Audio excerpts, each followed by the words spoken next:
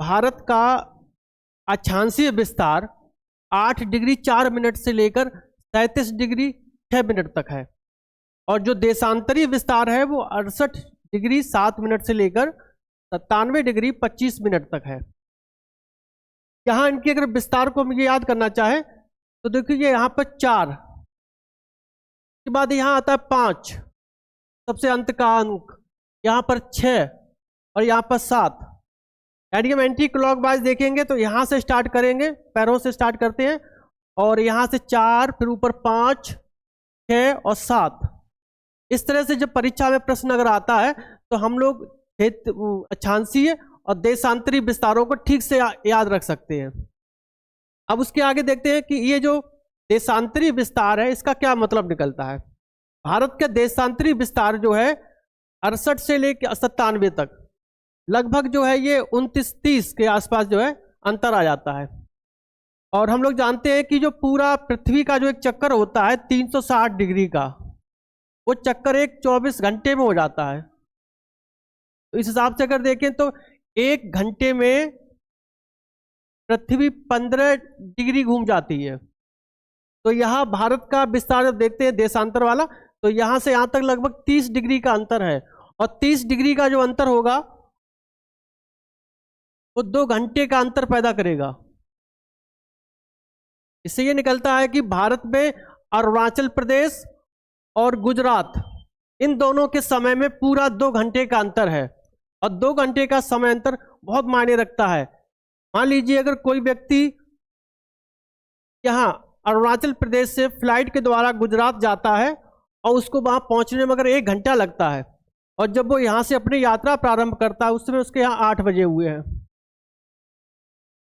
अब चूंकि time zone के हिसाब से ये 2 घंटा आगे है, तो जब यहाँ 8 बजे होंगे तब यहाँ टाइम रहा होगा 6 बजे का टाइम रहा होगा,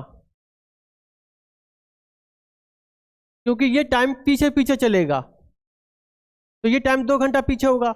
अब यहाँ से कोई व्यक्ति चला है, उड़ान उसने भरी है, और यहाँ से वो अगर 1 घंटे में भी पहुँचता है तो उसको यहाँ पर टाइम मिलेगा, उसके हिसाब से टाइम मिलेगा 9 बजे का, लेकिन यहाँ उसमें टाइम कितना होगा 7 बजे का होगा। तो उसके लिए बड़ा कन्फ्यूजन हो जाएगी कि हम तो यहाँ से 8 बजे यहाँ से चले थे और हमें 1 घंटे का टाइम लगता है, उसके बाद भी जो हम यहाँ पहुँचते हैं तो हमें टाइम 7 बजे मिलते वहाँ पर है। तो ये 2 घंटे का जो अंतर है, इस तरह की समस्याओं को खत्म करने के लिए भारत में क्या किया गया है कि जो यहाँ की जो समय की रेखा है, जो मानक समय है, वो लिया गया है बीच से, जैसे कि 68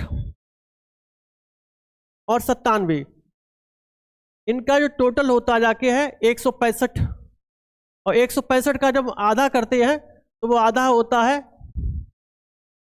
82.5, यानी 82 सही 82 डिग्री और 30 मिनट। तो ये जाके मिडिल पे बनता है।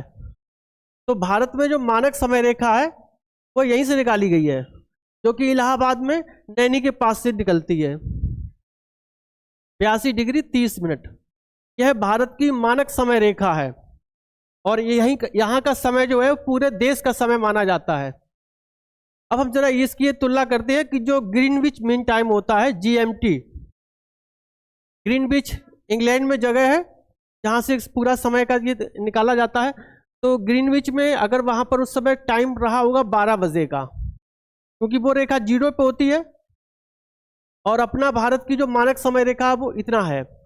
तो यहाँ से कितना आगे है, इसके हिसाब से यहाँ टाइम का जो अंतर है वो टाइम का अंतर आएगा 5.5 घंटे, यानी अपने भारत का जो समय है वो 5.5 घंटा आगे आगे चलेगा। और जिस समय ग्रीनविच में वहाँ पर इंग्लैंड में 12 बजे होंगे, दिन के 12 बजे का टाइम होगा, तब उस समय अपने भारत में 5:30 बजे होंगे, यानी 5.5 घंटा टाइम आगे चलेगा।